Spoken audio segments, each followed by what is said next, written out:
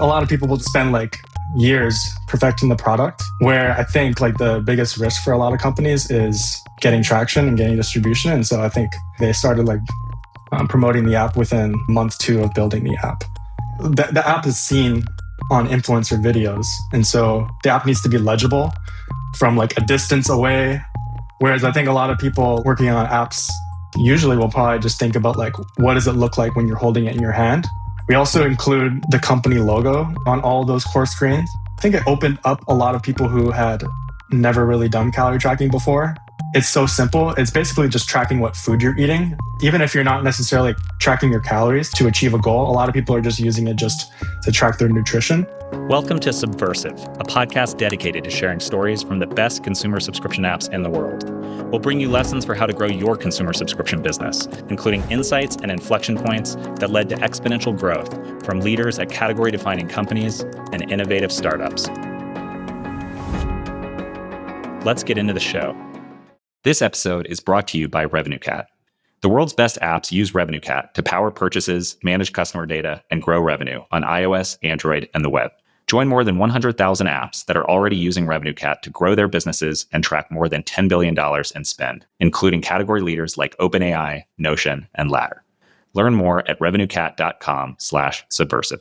My guest today is Daniel Heintzman, head of product at CalAI, an AI-powered calorie tracking app that lets you snap a photo of any meal and get your calories and macros. CalAI was launched out of a high school bedroom in May 2024, hit 50 million plus in ARR in under 2 years, and was acquired by MyFitnessPal in late 2025.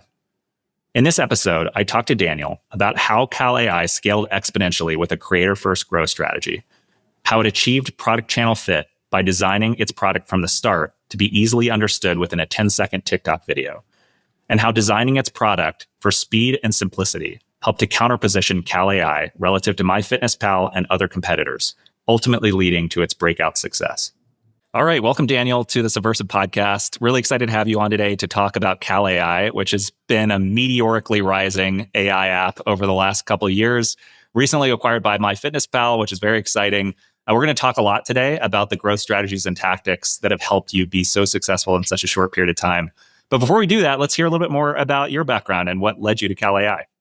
Yeah, I mean, I came across CalAI, I guess, only a couple months after they had launched, and had saw them like growing quite quickly. And I know one of the founders, Blake, he had launched a couple apps beforehand, which had been quite successful. So I was following along, and I saw this new app called CalAI. And then only after like a few months, they were getting like crazy traction. And so I ended up connecting with Zach, the founder of one of the founders of CalAI, and just started having conversations because I was also working on a similar app at the same time. And so we started talking, and I guess I started talking with him like 8 months into CalAI, and they were already at like $1.5 million MRR, and they had only started like, 8 months before that. And so it was pretty crazy to see. So that's kind of why I was interested to hear more about what they're working on before like deciding to join the team. I mean, it's one of the amazing things about the confluence of AI, which just makes it so much faster and less expensive to develop software, but then also acquisition channels like TikTok, which have so much viral upside that companies can just get exponential growth much faster than they used to. And that's going to be a part of the conversation today. Before we jump into that, though, tell me a little bit more about your professional background. So you started as a software engineer, you spent some time as designer, eventually pivoted into product. You've had stops at Facebook, Robinhood, and then you're now leading product at CalAI. So walk me through a couple of stops on your career path and what ultimately brought you to be the head of product at CalAI. Yeah, I mean, I've always been like most interested in the 0 to 1 process of building a product. And I think startups are like the best way of learning that. And I think you can learn a lot from like working at those bigger companies like Facebook, and another company I was at, Robinhood and Snapchat. And so getting to see like both sides of it is pretty cool. I think what was like most interesting about CalAI, which I'd never really seen before, is just how quickly they had grown. And so I think it's probably one of the fastest consumer like AI apps that have launched like in the last few years. And I think also with consumer apps, distribution's like the most important piece. It's like the biggest risk for any of these companies. And so that's what kind of got me interested with Cal AI. Yeah, I think that's a really key point, and it's a central part of the episode we're going to discuss today, which is it used to be building a great product was the key to everything else. You build a great mobile app and eventually distribution will figure itself out. I think that's been turned on its head now because AI makes it so much faster and easier for anybody to vibe code an app in a weekend. And so distribution has become the biggest bottleneck in many cases, especially for consumer products, as you said. And so through that lens, let's go back to May 2024. That's when Zach and Henry originally co-founded the Cal AI app. They were both still in high school at the time. Can you say a little bit more about what that origin story looked like to the extent you know the story? I mean, I know you weren't at the company yet at that point, but how did they come up with the idea and why did they think they could succeed in a category that was already so crowded? So as far as I know, they built the app within like a month or two and started marketing it right away. And I think that's what's unique about them versus like a lot of other founders is a lot of people will spend like years perfecting the product, where I think like the biggest risk for a lot of companies is like getting traction and getting distribution. And so I think they kind of like thought of it as the opposite, right? Like they started like promoting the app within like month 2 of building the app. And so, yeah, they didn't spend a ton of time building. And if you actually like look at screenshots of the initial version of the app, it's like very bare bones. And like they were going viral like off of just that.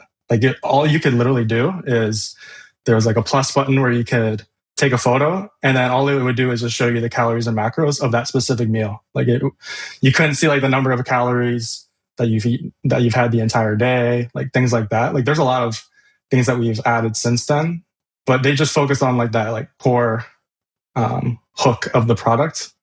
And I guess that's all you really need to do, right? If you come up with the hook and then try and market that, then that's all you really need, right? Well, I think it's such a good lesson in the old adage that less is more, and particularly for a mobile app in a crowded category in an ecosystem where there are now hundreds of thousands of consumer subscription apps in the app stores, and everybody is trying to get distribution on Meta and Google and TikTok. In some cases, it's actually better to have a product that is so simple that it can explain itself in a matter of seconds, because anything that's more complicated than that just creates friction that's going to make it harder to grow.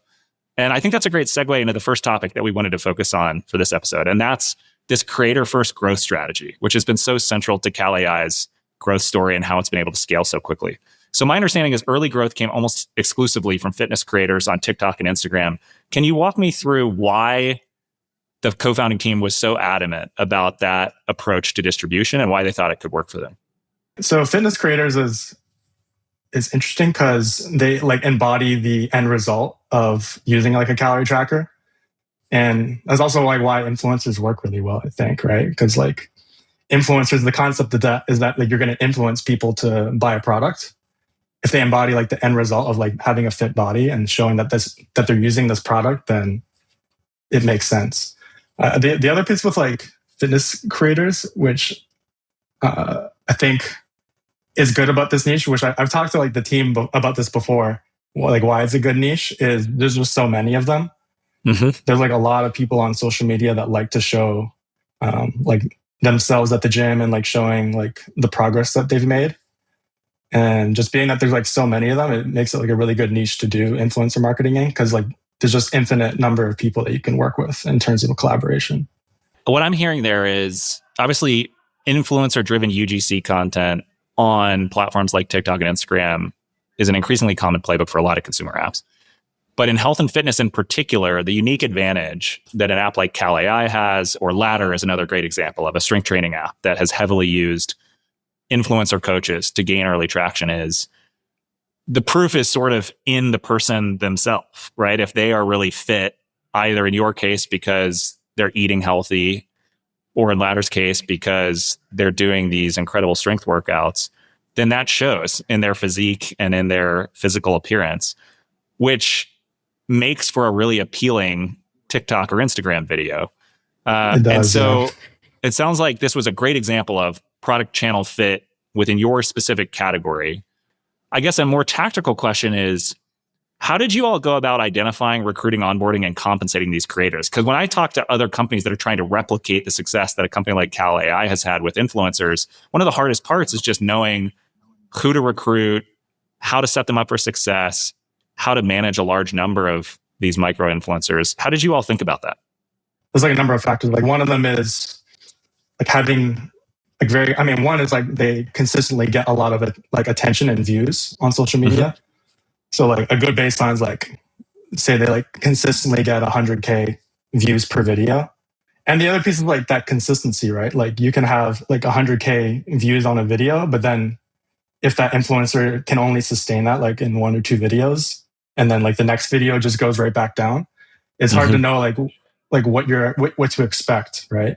So yeah, I think like having a high minimum like view count is like one piece, as well as like the consistency in the views. And I think the other like big piece that the team looks for is like engagement in the comment section. And so there's a lot of like ways you can look at it just by like reading the comments and seeing like if people are actually asking the influencer questions or like praising the influencer and making it seem like that creator is could like have an impact in terms of like emotionally. Mm-hmm. On the audience. And so I think that's like another piece that the team looks for, is like, because there are some creators that all you see is people just like reacting in the comments or like not really like being that engaged. And a lot of the times those are just like viral videos, and they won't drive people to the app store and go download this app that they're using, right?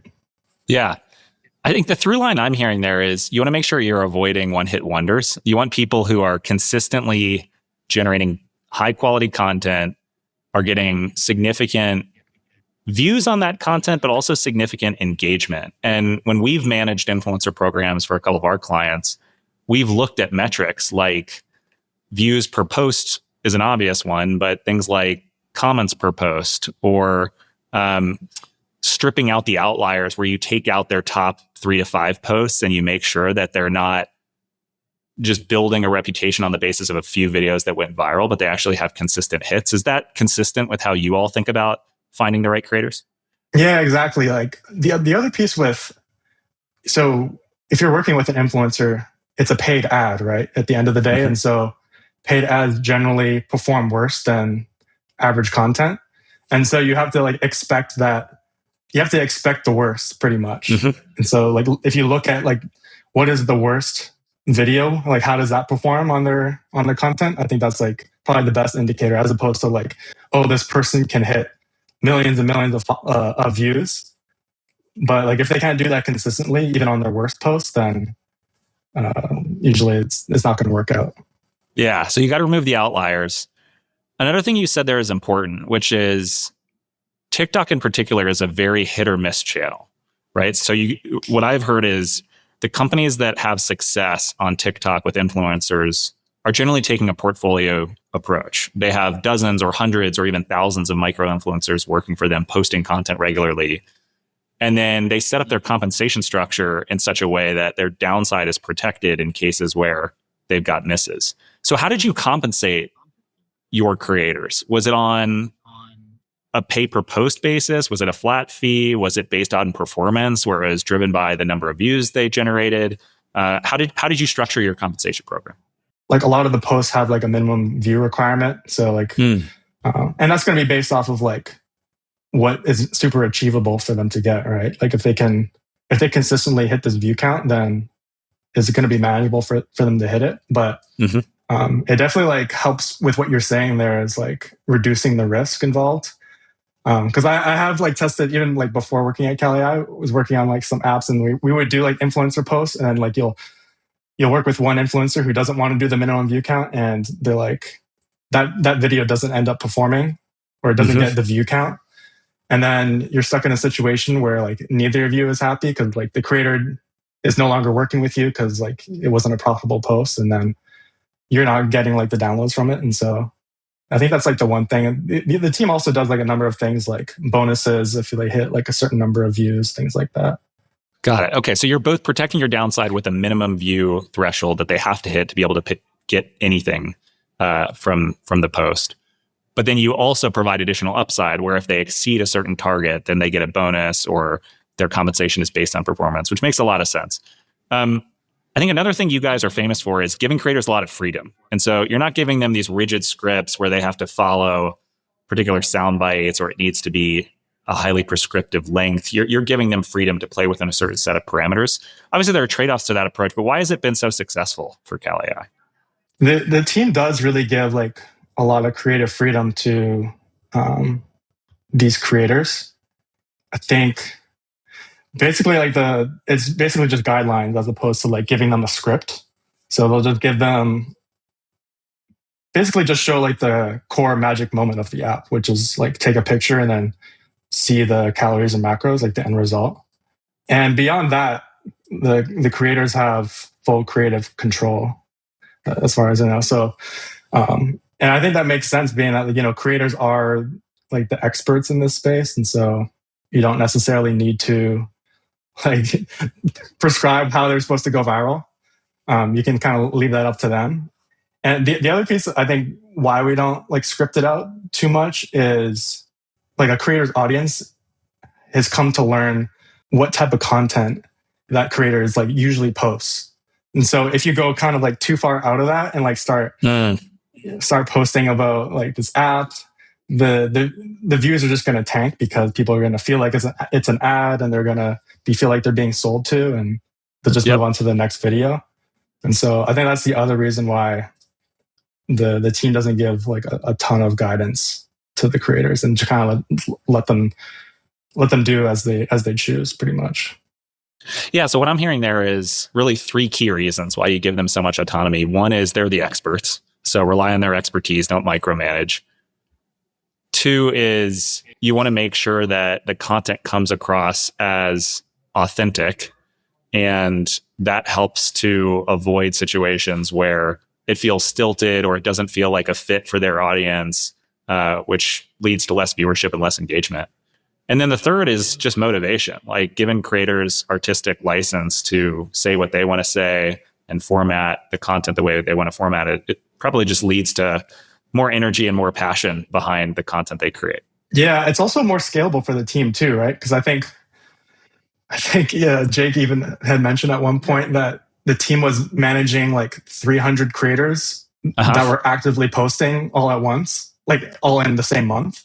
And so like you can't really tell all these creators like what to do and like give them scripts and like give them all feedback. And so I think scalability is the issue. The other piece I was going to mention was it feels a lot more authentic, right? Like if as opposed to like say a creator like goes to the camera and starts saying like you should go download this app.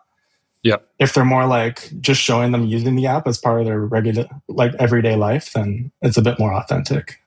What is prescribed? Like it sounds like there are very few fixed criteria, but is there anything you say, hey, in order to qualify for our program, you need to follow these very short set of rules?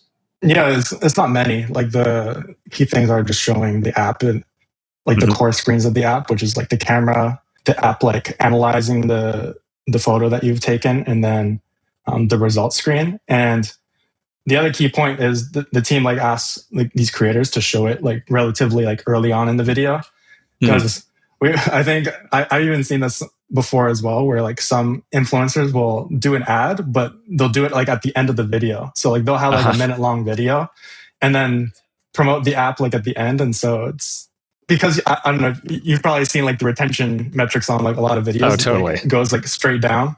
And so yeah, like you're going to like lose a lot of people by the end of the video. Yeah, that makes sense. So really just two rules is what I'm hearing. One is make sure that you're highlighting the key features of the app. And two is make sure you're doing it quickly, presumably in the first 5 to 10 seconds before you get the major drop off in that curve. And then beyond that, it's up to them. Well, let's talk a little bit more about, you guys cracked this creator-driven growth strategy, but then you ended up layering on more traditional paid ads and then affiliates. So can you walk me through, and I know you lead product, and so some of this falls more on marketing, but I know your marketing strategy is very synergistic with your product strategy. We're going to talk a little bit about that in a minute. So why did the company decide specifically to start with creators, then move to paid ads, and then move to affiliates? And how did those three channels sort of build on the success from the previous channel? As far as I know, they never really tried ads from the beginning. Once like the team was actually put like a really good effort into it, I think that's when it started producing good results. I think that was partly because influencers were just working and they were like profitable at, like all the way like early on. And so there wasn't really necessarily like a need to, right? The way that the team, like the evolution of how paid ads had worked, as far as I know, is like the videos that influencers were posting, like were repurposed and like edited in a way where you could show it as a paid ad. But like these videos, they were designed to achieve views organically as opposed to through paid ads. And so I think like the difference between like those types of videos is if it's organic, you don't want to tank the views. And then with paid ads, you want to make sure that you're trying to get people to download the app. So it's like a different goal.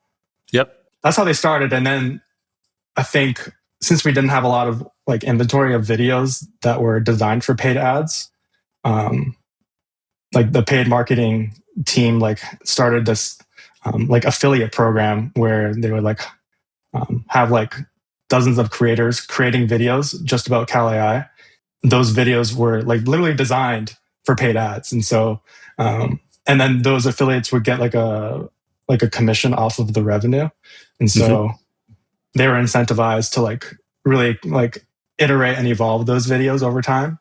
And yeah, that was like really when once like the team started like going all in on paid ads, that's when Cal AI really like took a step change in the growth. Well, and I imagine part of that is TikTok and creator-driven content in general has really high upside, but it's much more volatile and hard to control and predict. Whereas paid ads, once you start just running them consistently on a channel like Instagram, are much more reliable and consistent around the money you put in and the money you can expect to get out. And so what I'm hearing is a couple things. Like one, the creator-driven UGC approach was much more about volume, building awareness, getting Cal AI's name out there, developing early traction. Whereas paid ads are much more about depth and the quality of the engagement and the reliability of being able to convert a view into a click, into a trial start, into a subscription. And then the other piece is at some point, it becomes a volume game where you're trying to get enough video content from your UGC that you can then pour more fuel on the fire of your winners and convert them into paid ads. This is a strategy going back to Ladder that I know they have run to perfection, where they've got their influencer coaches creating content and then they take Spark ads to expand reach on TikTok, and that pours more fuel on the fire. And so it sounds like these sort of stacked on top of one another once you got to a certain scale. Also, a lot of people had like heard about Cal AI through influencers and maybe just hadn't really had a chance to go download it. And so once you like have some initial people have heard about it like through influencers, the paid ads just work a lot better, I think. Yeah, that makes sense. I've never been a marketer like you. I'm more of a product person, but I've heard an anecdote that you need roughly 10 brand impressions before somebody's really ready to try a product and certainly to pay for it. And so the creator-driven content just provides a lot of brand impressions. And then eventually you can really use paid advertising as a more targeted way to get somebody to convert into a subscription because it's leading directly into a purchase funnel. Well, I think that segues nicely into the second topic, and that's you all famously designed your product from the very beginning to maximize product channel fit. And specifically, I'm interested in talking about the design decisions that were made, both before you joined, but then after you joined as head of product, to make sure that the app was simple enough that it could be easily understood within a 10-second TikTok video. So how did the team think about product design decisions through that lens? I have like focused a lot on like those like 3 core screens like I was mentioning, which is like the like just taking a photo and like getting the calories and macros. And so I think there's like a few things that we think about when it comes to that screen. Like one is the app is seen on influencer videos. And so the app needs to be legible. from like a distance away. Whereas I think a lot of people like working on apps, like usually will probably just think about like, what does it look like when you're holding it in your hand? Mm-hmm. And so things like making sure like the text is legible from like a distance away. Mm-hmm. We also include like the company logo like on all those core screens. Mm-hmm. And that's like another way in which like people can know like what app this is, because a lot of these times like the creator will sometimes like tag us in the video, but it'll be so subtle in the app that people won't really know. And so the only way that people will know what app this was to go download it is like one, reading the comments. But if there's no comments, you have to like look at the video again and see that like what the name of the app was. And so that was like another thing. The team also like we also have like an app specifically made for creators, and that's because we want to make sure like they get an app that will look good on camera. And so this like version of the app, it'll show like that the creator has like a streak. So like it shows that they've been using the app, and like it shows like a history of other meals that they've logged on the app. And so it kind of like gives this impression of there's like social proof of people using the app in those videos. And so those are like a few things that we kind of think about when designing those core screens. This episode is brought to you by Paddle. Today's fastest growing apps are multi-channel. They use web monetization to reach new audiences, improve attribution, and boost margins. But selling on the web gets complicated fast. Managing currencies, taxes, fraud, and disputes gets increasingly difficult as companies scale. Paddle solves this. As the merchant of record for thousands of apps, including Runna, GoodNotes, Codeway, and HubX, they take on the complexity of web monetization so you can focus on growing your business. Learn more at paddle.com/subversive. Yeah, that's really clever. I mean, you think about a company like Uber and why they would obviously need a dedicated driver app versus a rider app, or same thing with Airbnb for owners versus renters. But I had never thought about this idea of like having a dedicated app for creators to help ensure that their content shows as well as it possibly could. And then the whole notion of put your logo on all of the core screens that are going to be featured in these TikTok videos. Make sure the text is large enough that it's legible, even in a very brief TikTok video. It makes a ton of sense. And it's such brilliant innovation that contributes to perfect product channel fit. There's another channel that you all have really focused on, and that is word of mouth and virality. And so you added streaks, milestones, progress photos, all of those viral artifacts help in driving offline and online word of mouth. Can you talk a little bit more around how you thought about the prioritization of features like that could contribute to word of mouth above and beyond what you were getting from the creator content? Yeah, those are all features that we worked on like after I had joined the team. Like things like adding streaks, milestones, like being able to see like your before and after like progress photos as you're like using the app, like seeing as your weight is changing.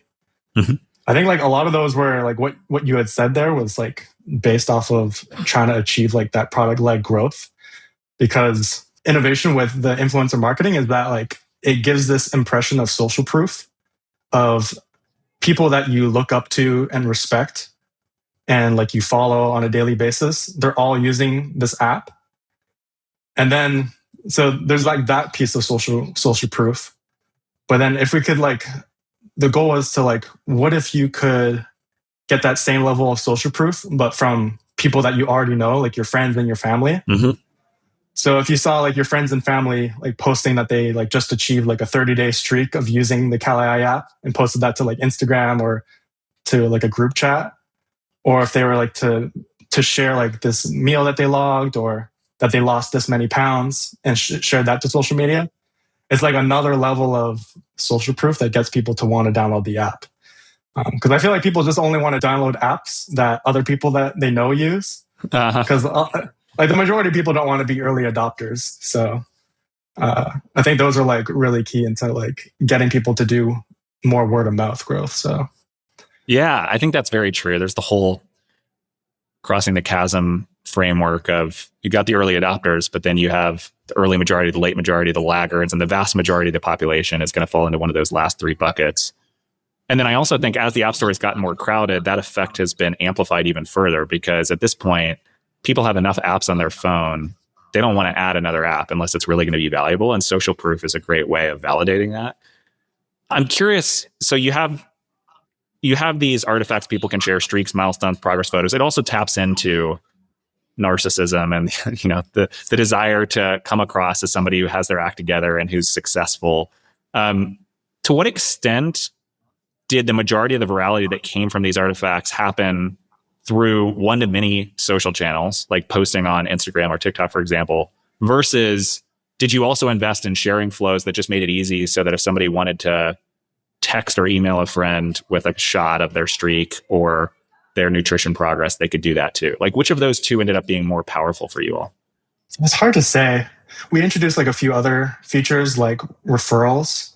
So like you get $10 for referring a friend, and you can refer a friend like before you even pay for the app, like as part of like a referral during onboarding. So we tried a few things like that. I think, like the majority is from like influencers and like paid ads. I think I guess it's a bit harder to say with the one-to-many versus one-to-one, just because it's hard to track that kind of thing. Yeah. That's what's so difficult about word of mouth in general is, especially if it's happening offline, but even if it's happening online, it can be very difficult to track unless you have a direct one-to-one sharing flow. And in general, that just doesn't drive enough volume to end up being the majority of your acquisition. So that makes sense. Let's shift gears and talk a little bit more around product-led growth. And more specifically, onboarding and paywalls are critical for maximizing conversion. That's where a lot of the leverage is in the conversion funnel. What are some of the specific and largest unlocks that Cal AI has found over the last year or two for optimizing its subscriber conversion funnel? So when I joined the team, like the onboarding flow had performed like quite well. So we actually haven't touched it as much as people think, but I think there's like a few things that we have tested. So like one of them is like just showing the value proposition like right away. So like as soon as you download the app and open up like the first screen of the app, we have a video that shows like someone taking a photo and like it shows the end result with the calories being counted. So it matches what they had seen on social media. And we also include that same video on the paywall. So they're getting like reminded that like this is like what they signed up for, as well as like this is what they paid for. I think adding like animations and like illustrations on onboarding to explain the product and make the app feel a bit more like sophisticated and personalized. I think we had seen like we did some tests, and I think that performed quite well. And then with the paywall itself, I think the team like wanted to focus. It's kind of like a bit, I don't know if it's controversial, but it's like different than the industry where Cal AI is priced way less than any other app in the calorie tracking space. And I think like the founders were thinking that like that would help with word of mouth growth, because if it feels like doesn't feel like a lot of money and it's like an impulse purchase, then they're more likely to share it with a friend versus say the app costs like hundreds of dollars a year to spend on it, then you're going to be very selective with like who you recommend the app to, because you're not going to feel like it's like a good recommendation if you don't think they're going to find value in that amount that they're spending on the app. So I think pricing it low helped with Cal AI a lot. Yeah, that makes a lot of sense. And I think an important part of that is just how all the different pieces fit together.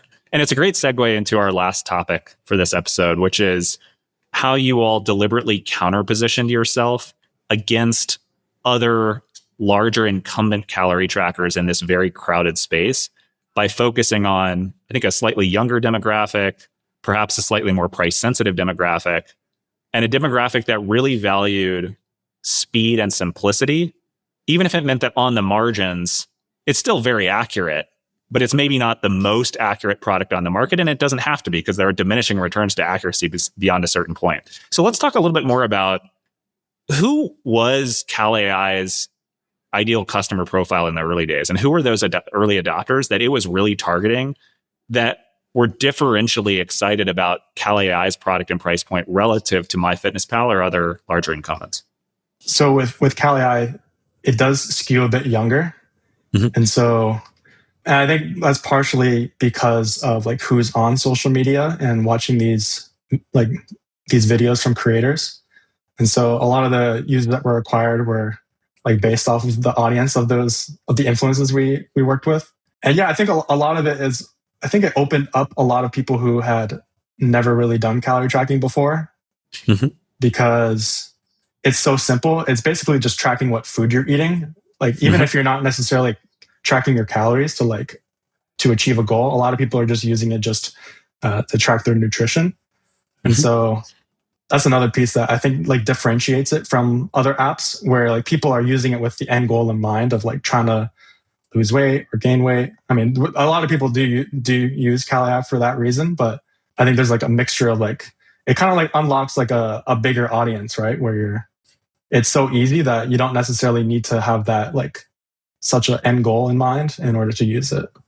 Yeah, I think it makes a ton of sense. I mean, you can find so many analogs for this, both in B2C and in B2B, where categories tend to converge towards two dominant players.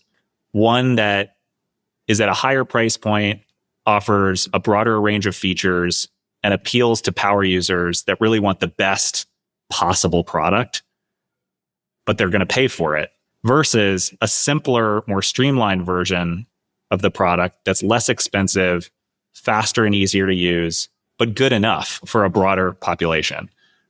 One example of this is, it's a little bit of a different case, but Strava acquired Runna almost exactly a year ago. And in my mind, there's a little bit of an analog there where Strava started with cyclists, eventually expanding it into running, but it wasn't their initial target ICP.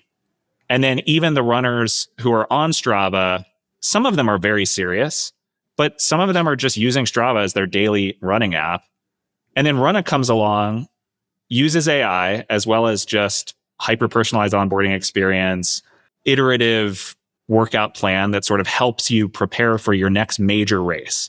That was their initial beachhead, was we're going to help you train for your next marathon, your next half marathon, your next 10K. And that meant a different target demographic, different price point, different growth strategy, all of which Runna did a great job of crafting under a very coherent growth plan. And ultimately that leads to a different set of users on the app that was very complementary to what Strava had already built, which made them a very attractive acquisition target when Strava decided they wanted to go buy them. And so it sounds like CalAI followed this similar playbook where people who were using more of the traditional calorie trackers, they're paying a large amount of money for those products. Those companies, in many cases, are growing largely through paid advertising. So they're making more money per customer, but they're also spending a lot more money to acquire those customers because they're not benefiting from as much organic word of mouth. And as a result, they can only go after a certain segment of the market that has more money to spend, which leaves white space in the market for CalAI. Is that pretty consistent with how you see it? Yeah, I feel that's a really good example with Runna and Strava. I worked on the Robinhood team a number of years back, and I feel like that's another similar example, right? Where you're going after a younger audience, but also an audience that's more price sensitive, being that like they removed the commissions and which helped with word of mouth growth. And so, yeah, I guess it's like a story that is kind of analogous in like many different situations. Yeah, totally. I think even let's take the dating category. That's another great example, right? Before Tinder came along and revolutionized online dating for a mobile device, a lot of the dating apps were more complicated. You had a whole slew of dating apps prior to Tinder that just required you to fill out longer forms and jump through more hoops. And there was a lot more friction in a category where it was already a little bit uncomfortable at that point to be using an online dating platform. It's become much more normalized over the last couple decades. But Tinder comes along and they just make it super simple. You got the swipe left, swipe right. They make it more fun, easier, more viral. And so it's a similar sort of playbook. And I think you see a lot of these analogs, and credit to you guys for really cracking the code on how to make a simpler and more democratized version of the product in nutrition and calorie tracking.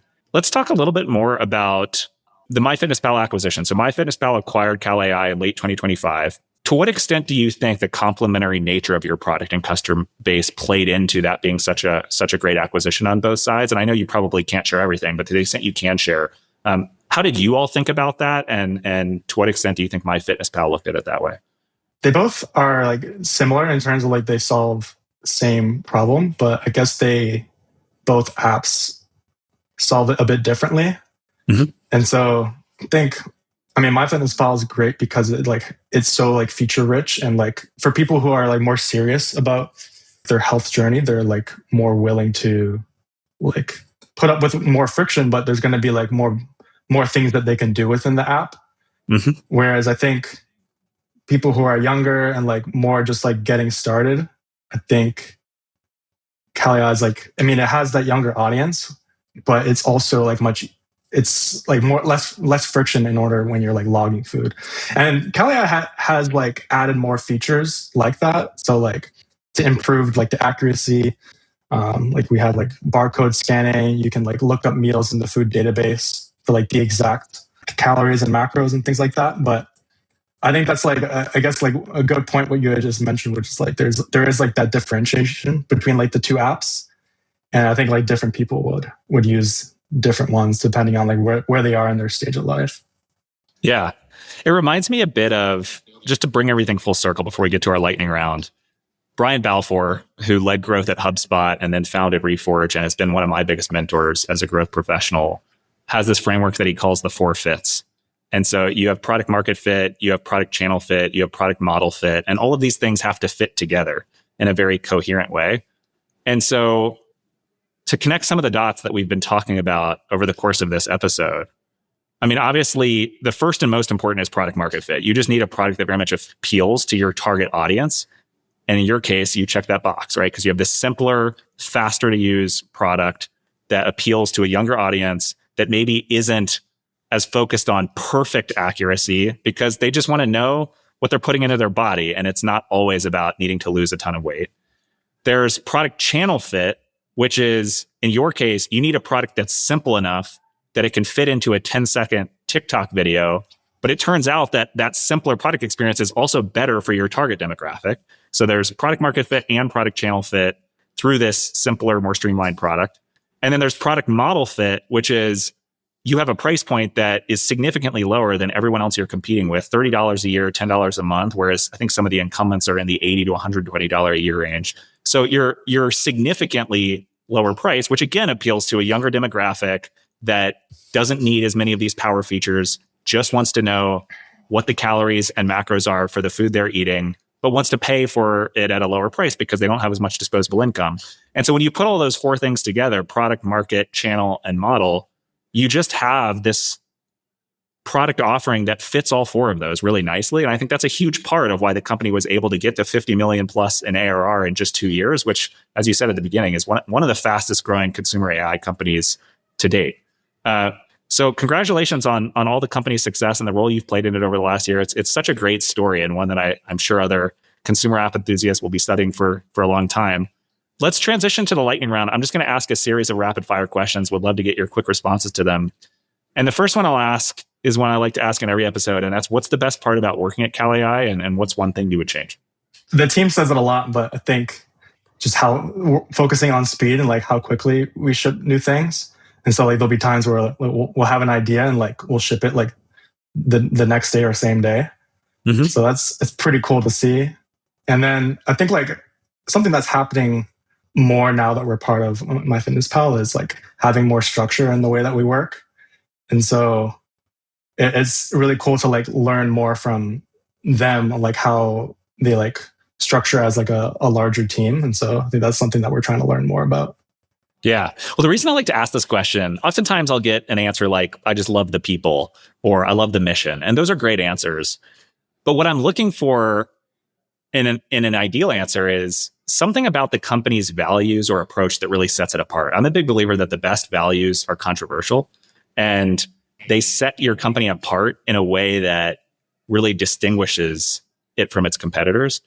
And one of the things that's really defined Kalei that we've talked about throughout the episode is speed and simplicity. So it doesn't surprise me at all that speed is a huge part of your culture and something that you really put at the top of the food chain in terms of what's important to be a good employee and a good contributor to the product culture. Next question is, what's one principle that you learned as a designer that you now apply as a product leader, especially with a product like Cal AI that needs to be so simple and elegant? Yeah, I mean, I think this is like the easy answer, but I think like just the value of simplicity. So when we try and come up with new features, being able to explain it very like simply and concisely, similar to like how you're able to explain like just take a picture and see the calories and macros. Like I think if there's this book by like Tony Fadell, he like where he I think one of the topics he mentions in that book, he's like one of the inventors of the iPod, and like he talks about how like this like the press release method where before working on new features, you should be able to like explain the feature in just like the title, and for that to be enough in order to get people to want to download it or like to use that feature. And so I think that's like a good way of like thinking of like building like what new features you work on next is like, is it easily explainable in like a press release? Yep. Or on a news headline, and like whether that like actually gets people excited about it.